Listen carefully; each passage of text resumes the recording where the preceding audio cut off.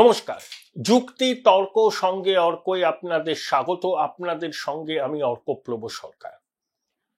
বাংলাদেশের অন্তর্বর্তী সরকারের প্রধান নোবেল জয়ী অর্থনীতিবিদ, তবে অর্থনীতিটাও নোবেলের জন্য পায়নি, শান্তির জন্য পেয়েছে, আন্তর্জাতিক খ্যাতিসম্পন্ন সুদখোর বাটপার ইউনূসের সরকার আওয়ামী লীগকে জমের মতো ভয় পাচ্ছে। আওয়ামী লীগ নিষিদ্ধ, তার 1.5 লক্ষ কর্মী জেলে, বহু নেতা বিদেশে গা ঢাকা দিয়েছেন, শেখ হাসিনা ভারতে আশ্রয় নিয়েছেন, কিন্তু ঢাকা এবং চট্টগ্রামের পুলিশ ঘোষণা করেছে যে আওয়ামী লীগের নেতা কর্মীদের যে পুলিশ ধরবে তাদের 5,000 টাকা করে পুরস্কার দেওয়া হবে। এবং চট্টগ্রাম শহরে এবং ঢাকা শহরে মাইকিং করা হচ্ছে, যারা বাড়ির মালিক আছেন তারা বাড়ি ভাড়া দেওয়ার আগে 5 বার ভাববেন, তারা যেন কোনো নিষিদ্ধ সংগঠনের লোককে ভাড়া না দেন, মানে আওয়ামী লীগের সমর্থকটি যেন বাড়ি ভাড়া না দেন। এত আতঙ্ক। আওয়ামী লীগ হঠাৎ করে রাস্তায় নামছে, ঝটিকা মিছিল করছে, মানুষের সমর্থন আছে, প্রশাসনের একাংশ সমর্থন করছে। আওয়ামী লীগকে বাদ দিয়ে বাংলাদেশে কোনো নির্বাচন হবে না, এটা দিনের আলোর মতো স্পষ্ট। এবং এই সুদখোর ইউনূস যদি বেশি বেগরবাই করে তাহলে পরিস্থিতি কোন দিকে যাবে এই মুহূর্তে আমি বলতে পারছি না। অনেক নাটকীয় ঘটনা অপেক্ষা করে আছে। আর বাংলাদেশের নতুন মিত্র হচ্ছে দুর্বৃত্ত রাষ্ট্র পাকিস্তান। ইশাকদার সফর করে গেছেন, লালমনিরহাটের পরিত্যক্ত এয়ারস্ট্রিপ বাংলাদেশ নতুন করে গড়ে তুলবে, পাক সেনাবাহিনী মদত দেবে। ফিল্ড মার্শাল আসিম মুনির কি বলেছেন, পাক সেনা প্রধান, এবার ভারতকে আক্রমণ করা হবে ভারতের পূর্ব প্রান্ত দিয়ে, মানে বাংলাদেশের মাটিকে ব্যবহার করে। এবং এই ছক কষছে পাকিস্তান সেনা, আইএসআই, বাংলাদেশের জঙ্গি জিহাদিরা, জামাত এবং বাংলাদেশ সেনাবাহিনীর একটা পাকিস্তানপন্থী অংশ। দুর্বৃত্ত আন্তর্জাতিক জঙ্গিদের ইউনূসের সরকার জেল থেকে ছেড়ে দিয়েছে। তারা এখন খুলেআম ঘুরে বেড়াচ্ছে, ভারতকে হুমকি দিচ্ছে এবং তাদের নিরাপত্তা দিচ্ছে বাংলাদেশের প্রশাসন। এই জন্যই ফোর্ট উইলিয়ামে কম্বাইন্ড কমান্ড কনফারেন্স হলো, যার উদ্বোধন করলেন প্রধানমন্ত্রী, ছিলেন Rajnath Singh, Ajit Doval, chief of defence staff, 3 বাহিনীর প্রধান। থ্রেডবেয়ার ডিসকাশন হয়েছে ভবিষ্যতের কি চ্যালেঞ্জ, স্বল্পমেয়াদী ওয়ারফেয়ার, 5 বছর ব্যাপী ওয়ারফেয়ার, সীমানা সুরক্ষিত কিভাবে রাখা যায়, কোথায় কোথায় ভারতীয় সেনাবাহিনীর ঘাটতি আছে, সেই ঘাটতি কত তাড়াতাড়ি পূরণ করা যাবে, সেটাই ছিল আলোচ্য। ফোর্ট উইলিয়ামে করা হলো কেন? ইস্টার্ন কমান্ডে ভারতবর্ষের কোন প্রধানমন্ত্রী প্রথমবার ফোর্ট উইলিয়ামে এলেন, এর একটাই কারণ যে 4,200 কিলোমিটার দীর্ঘ ভারত বাংলাদেশ সীমান্ত, তার মধ্যে শুধু পশ্চিমবঙ্গের সঙ্গে 2,200 কিলোমিটার সীমান্ত, তার মধ্যে 569 কিলোমিটারে এখনো কাঁটাতার দেওয়া যায়নি, 112 কিলোমিটারে দেওয়াও যাবে না, কারণ সেটা খুব দুর্গম। রিভারাইন বর্ডার আছে, ল্যান্ড বর্ডার আছে। যেমন আমি তো গিয়ে দেখেছি আটঘরা বলে একটা গ্রাম বনগাঁর কাছে, রান্নাঘর ভারতে, বসার ঘর বাংলাদেশে, সেখানে আপনি কাঁটাতার দেবেন কি করে? কিন্তু যে 457 কিলোমিটার এখনো বেড়া দেওয়া হয়নি, সেখানে তো বেড়া দিতে হবে। 182 কিলোমিটার বেড়া দেওয়ার জন্য জমির প্রয়োজন। কেন্দ্রীয় সরকার রাজ্যকে টাকা দিয়েছে, এখনো কিন্তু সেই জমি অধিগ্রহণ করে পুরোটা, কিছু হয়ে রাখতে পারে, কেন্দ্রীয় সরকারের হাতে দেওয়া হয়নি।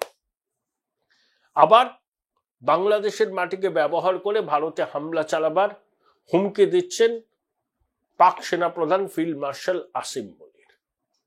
দুটো ভিডিও ভাইরাল হয়েছে। একটা হচ্ছে জৈশে মোহাম্মদের শীর্ষ নেতা মাসুদ ইলিয়াস কাশ্মীরি, সে বলেছে যে বাওয়ালপুরে, লাহোরের কাছে, যেটা জৈশে মোহাম্মদের মূল ঘাঁটি, সুবহান আল্লাহ কমপ্লেক্স, সেখানে ভারতীয় সেনাবাহিনীর হামলায় মাসুদ আজহারের পরিবারের অনেক সদস্য মারা গেছে।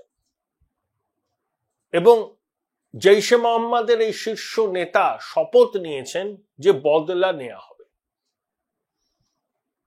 তারা আফগানিস্তান, দিল্লি, কান্দাহার সব জায়গায় সন্ত্রাসবাদী হামলা চালিয়েছে, ভবিষ্যতেও চালাবে।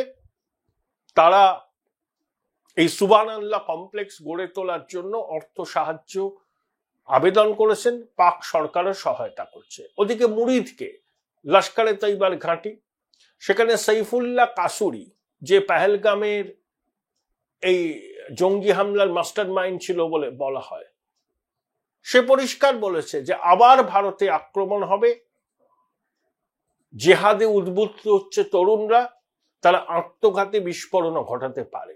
কোনো অবস্থাতেই তারা তাদের জিহাদের রাস্তা থেকে সরে আসবে না। প্রধানমন্ত্রী নরেন্দ্র মোদী 17 সেপ্টেম্বর মধ্যপ্রদেশে এই বিষয় দুটো উল্লেখ করেছেন। একটা জিনিস স্পষ্ট হয়ে গেল, ভারতের অপারেশন সিঁদুর পাকিস্তানের জঙ্গি ঘাঁটিকে বড় সড় আঘাত করতে পেরেছে। সেই জন্য এই জঙ্গি নেতারা তাদের আক্রোশ প্রকাশ করছেন, ঘৃণাভাষণ দিচ্ছেন, পুনর্গঠন কিভাবে করা যায় তার জন্য অর্থ সাহায্য চাইছেন, এবং পাকিস্তানের যুবকদের ওই জঙ্গি মতাদর্শে উদ্বুদ্ধ করছে। কারণ আত্মঘাতী জঙ্গি যদি এমনভাবে মগজ দোলাই করা হয়, তারা লোন উলফ সিনড্রোম হতে পারে। আপাতত তাদের কোনো যুবকের বিরুদ্ধে কোনো সন্ত্রাসবাদী কাজের অভিযোগই নেই, কোনো যোগসূত্র নেই। হঠাৎ করে সে মানব বোমা হয়ে নিজে উড়িয়ে দিল, জনবহুল জায়গায় বিস্ফোরণ ঘটালো। গোয়েন্দাদের কাছে কোনো খবর থাকতেও পারে না। কি করে থাকবে? একজনের কোনো অতীত রেকর্ড নেই, সে হঠাৎ করে আত্মঘাতী হামলা চালালো। এটা হচ্ছে লোন উলফ সিনড্রোম।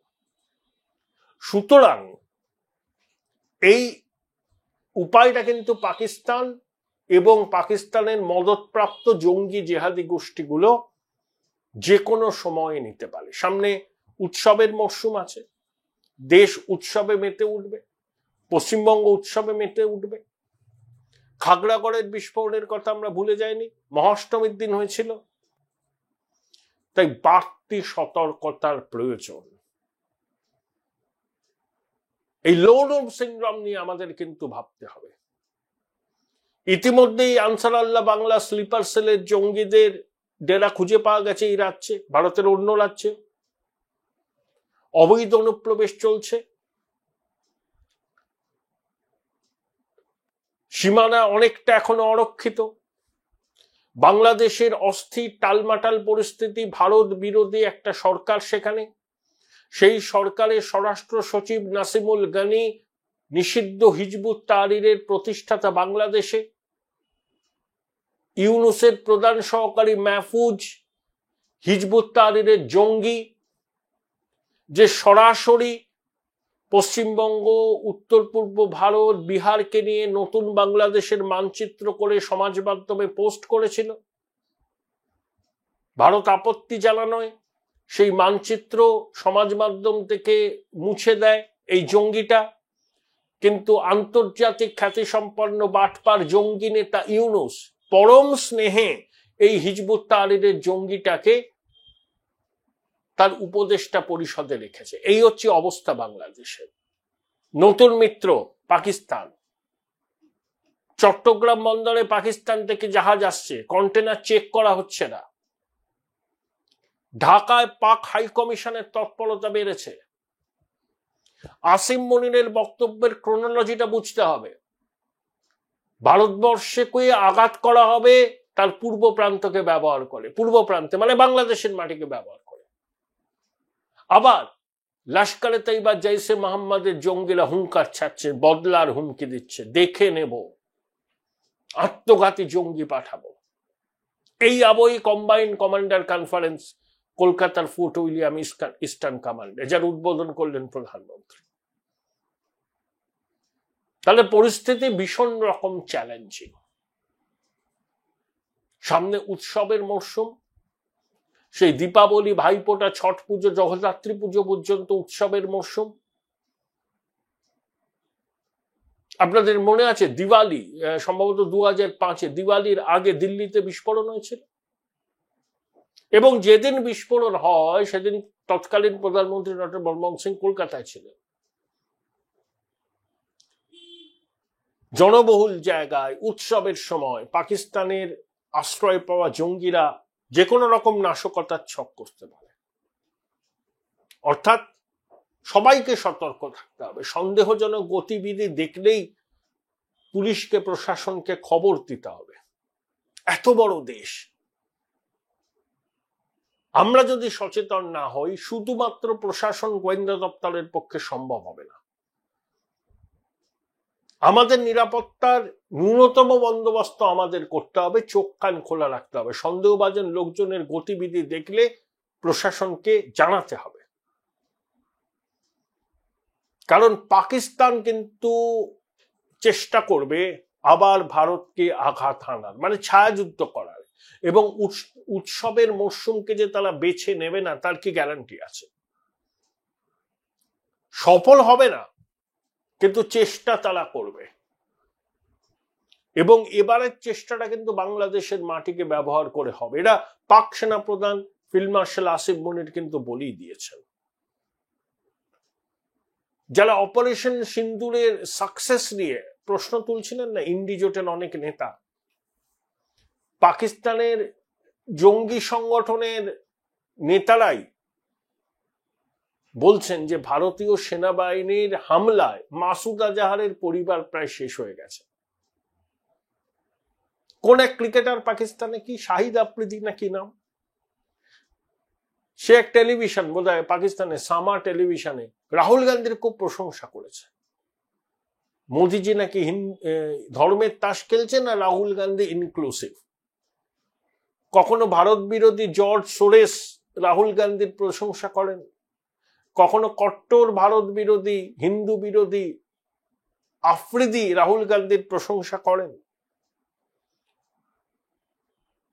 এই নামদারকে তো জবাব দিতে হবে, গান্ধী পরিবারের উত্তরসূরিকে তো জবাব দিতে হবে। কেন ভারত বিরোধী শক্তি সবসময় তার প্রশংসায় পঞ্চমুখ থাকে? তিনি মাঝে মধ্যেই বিদেশে চলে যান, কার সঙ্গে দেখা করেন, কোথায় যান, নিরাপত্তা রক্ষীদের পর্যন্ত জানান না। এই প্রশ্নগুলোর উত্তর চাওয়ার অধিকার তো আমাদের আছে। আফটার অল তিনি একটা সাংবিধানিক পদে আসেন, লোকসভার বিরোধী দলনেতা।